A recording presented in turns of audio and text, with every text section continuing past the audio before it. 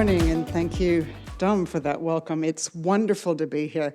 It's my third time in Vietnam. My first time I came in, 2004, a long time ago. Came back 10 years later, and now I'm back 10 years later again. And it's wonderful to see how this beautiful country is really going from strength to strength.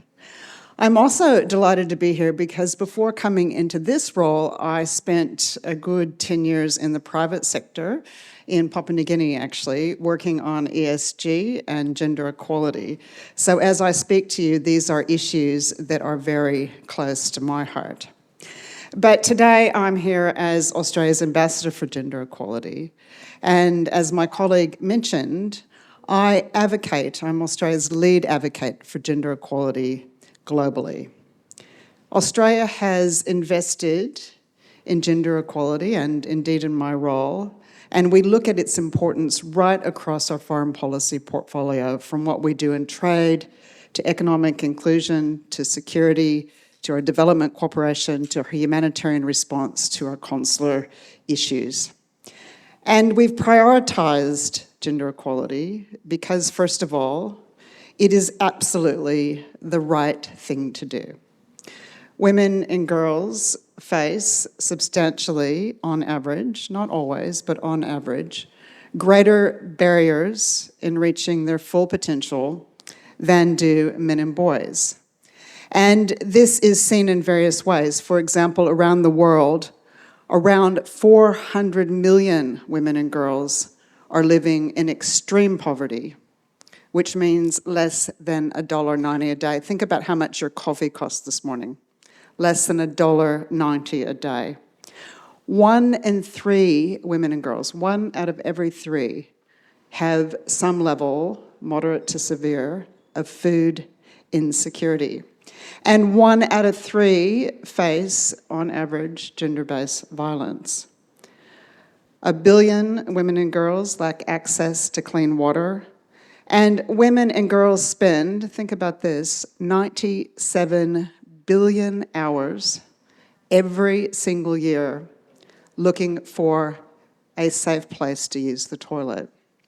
At the same time, they are adversely affected by the effects of climate change, as well as war and conflict. And if we look closer to home, they have a harder time accessing jobs, particularly in the formal market, and to progressing. Only 1 out of 3 managers, for example, around the world are women. So we look at these issues because girls are 50% of the population, and in many cases they're doing it tough. But that's only half the story. Investing in women and girls is the right thing to do, but as you would know all too well, it is also absolutely the smart thing to do. We know the contribution that women make to a family, for example, and when women have an income, they tend to invest more of that income into their family, into their communities. We see families with better nutrition, health, and education, for example, when women have an income. You would know that when women are equally involved in the private sector, you're tapping into 100% of your talent, not just the 50% that are men. You have a greater talent pool when you can bring in women. We know that women contribute differently to decisions. I'll just give you one really quick example. I'm on a board in Papua New Guinea, actually, and we were discussing a number of issues about how to get a bigger market share in the retail sector. And the men on the board were saying issues like, well, we need better meat in the grocery store, and we need to think of our hardware like this.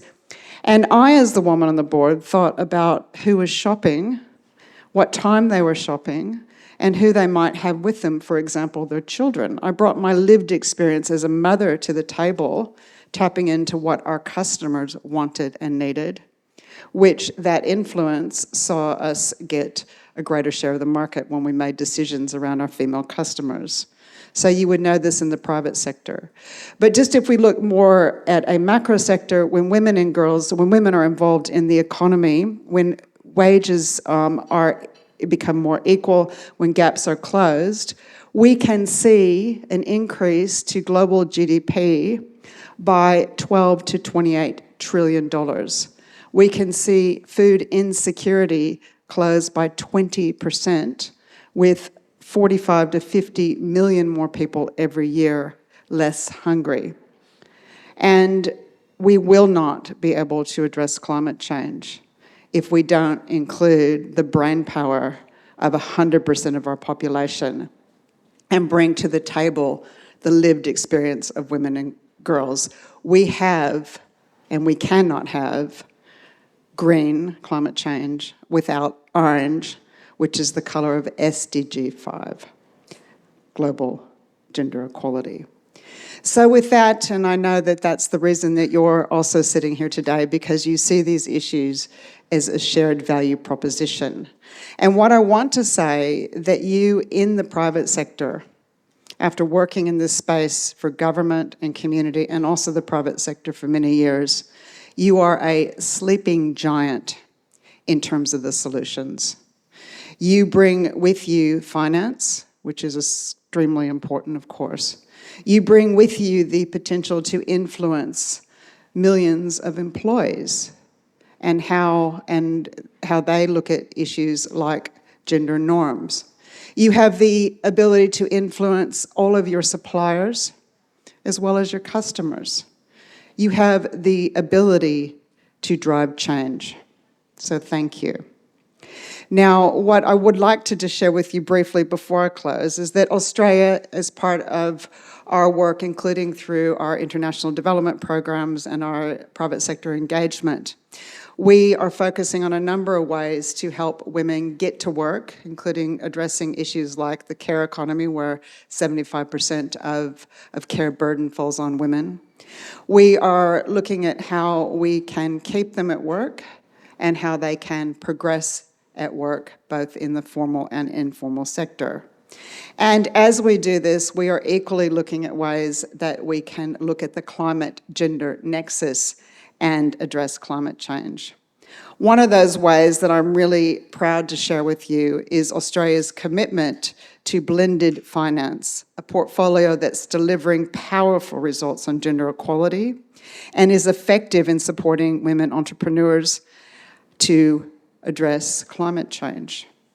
Our blended finance portfolio is widely considered a world leader in gender lens investing. So far, it's created over 10,000 jobs for women, 141 investments, and 16 funds with a greater gender focus.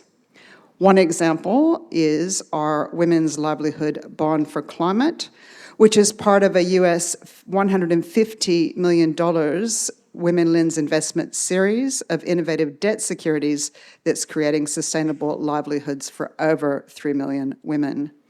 We have a number of examples here in Vietnam, including the Southeast Asian Women's Economic Empowerment Fund, which is a women-led fund operating in Indonesia, Vietnam, and the Philippines, and is investing in women delivering positive social impact. For example, its first investment in TK in Vietnam saw a women-led after-school STEM tutoring business increase the ability to bring more women into green jobs, particularly in a male-dominated sector, and I can give you many more examples.